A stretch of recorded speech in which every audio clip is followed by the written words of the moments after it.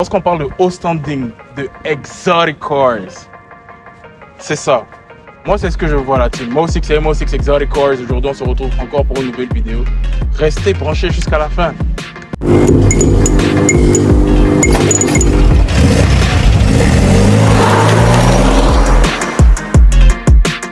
Vous-même, regardez cette configuration là. Tout le long de cette vidéo, je vais vous la présenter.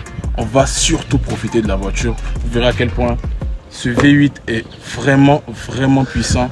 Franchement, j'ai été agréablement surpris de savoir que en réalité, le Bentayga, tu n'as pas forcément besoin du W12. Déjà, on peut le savoir, il est sorti fresh out de Bentley. On peut voir Certified Pre-Owned by Bentley. Franchement, la calandre, elle est massive, elle est magnifique. C'est un coup de cœur pour moi, même si pour les générations qui ont suivi, il y a eu beaucoup d'améliorations. Mais pour ce qui est de la face avant, ça ne se remarque pas trop. Lorsqu'on va passer à l'arrière, vous verrez, on va vous faire une prise de cette génération-là et de celle qui a suivi. Vous verrez un peu la différence. On peut voir en fait ce petit détail là qui est pour moi un coup de cœur. Le Bentley inscrit carrément dans les phares. En fait, les phares, ça fait penser en fait à une, je vais dire une pierre précieuse en fait. On peut voir avec des finitions comme si il y avait une sorte de diamant à l'intérieur avec les veilleuses là qui s'allument. On vous fera des prises de nuit aussi. Vous verrez à quel point cette voiture est magnifique. Après, on a tout ce qui est extraction d'air avant. C'est conduit pour permettre de refroidir les pneus. J'aime bien, franchement. Il y a aussi l'enseigne sur le côté qui montre le côté britannique en fait de la voiture. Après, Bentley, c'est une marque anglaise. Les jantes, franchement, la configuration est assortie avec la voiture. Bon, on peut voir que ça a été un tout petit peu endommagé, mais je veux dire que c'est une génération 2016. Donc bon, ça peut se comprendre sur le long terme. Aujourd'hui, on est en 2024, mais après, elle garde toujours son prestige. Voilà, regardez, on a un dégradé de teinte à l'arrière. Magnifique. Ce qui est pour moi réellement un coup de cœur, c'est l'intérieur. Je laisse ça pour le test drive et lorsqu'on va avancer. Ça, c'est du pur Bentayga. Ça, quand tu vois l'arrière comme ça, tu sais que tu as affaire à un Bentayga. Pour les générations qui ont suivi, elles sont un peu plus coupées à l'arrière. Et voilà, franchement, j'aime bien avec le logo. Bentley qui est placé au parfait endroit. Regardez ces pots d'échappement qui sont énormes. Vous comprendrez pourquoi c'est aussi énorme. Lorsque je vais démarrer, vous allez entendre ce V8 là, bien énervé. Sans plus tarder, je démarre et on se trouve à l'intérieur.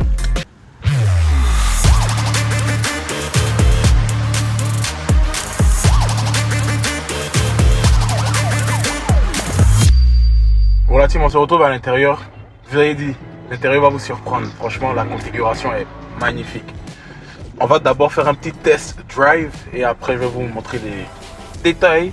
Je veux dire, en tout cas, on a du bois laqué un peu partout avec des surpiqûres en beige, ce qui reflète vraiment sur l'intérieur.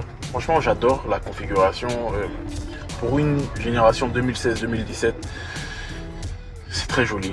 Ce look moderne en fait reste aussi présent. Personnellement, j'aime bien. Ce moteur, c'est un 642 chevaux pour 770 Nm de couple. Le 0 à 100 se fait en 4 secondes 4. Mais j'ai l'impression qu'on nous a un peu menti parce que les sensations sont incroyables. Franchement, j'adore. Franchement, niveau maniabilité aussi, le volant irréprochable. C'est voilà, smooth. Voilà. La voiture elle est bien équipée quand même. Regarde les bouches d'aération. Tout c'est. J'aime bien. Pour couper la clim, il suffit juste d'appuyer ça. Oui, en fait, Bentley, vous travaillez sur les moindres détails. Même la petite horloge. Avec l'insigne Bentley dedans, avec le logo. Magnifique. J'aime bien. Du coup, en fait, tu peux régler en fait le volume de la clim tout en appuyant progressivement sur ce bouton là. Oui, plus tu appuies, plus l'intensité de la clim, je sais pas si ça se dit, excusez-moi. Quand je suis monté dans la voiture, en fait, je pensais qu'il n'y avait pas le système Bluetooth parce qu'après, pour les anciennes phases, très souvent, on est habitué au câble auxiliaire. Mais j'ai été agréablement surpris après recherche de voir qu'il y a un peu de Bluetooth. Du coup, on va écouter un peu de musique. Quelle musique on va mettre? On va me dire encore, j'espère dans les commentaires, on touche pas le téléphone au volant, on touche pas le téléphone au volant. C'est vrai. c'est vrai. Mais je conduis doucement là. On met ce son parce qu'on est des goats. Tu vois les basses, ça sonne super bien. Niveau sonorité, je sais pas c'est quel baff exactement. Je vais vous donner ce détail là un peu tout à l'heure, mais la sonorité est irréprochable. Bentley, tu sais, c'est vraiment le summum en fait de la luxure, si je peux dire ça comme ça. Même si tu vois, sur ces petits détails là, à fond, hein. C'est parfait. Franchement, c'est plaisant de conduire.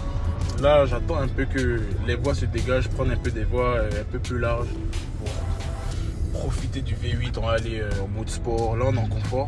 On a plusieurs modes. On a le sport, confort, et on peut aussi customiser. C'est un peu plus ou moins le mode individuel comme dans les voitures allemandes. Tu peux configurer à ta guise. Mais là, on va se faire plaisir.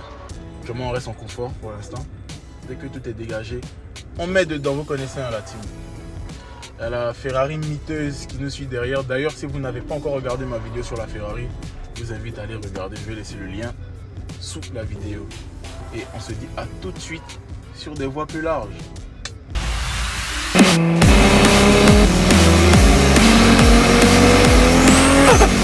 Bon, là, on est sur de plus grandes voies. On peut, voilà. Voilà, on est qu'en confort là. Vous voyez comment ça réagit, ça répond. Alors là on est déjà à 200, facile.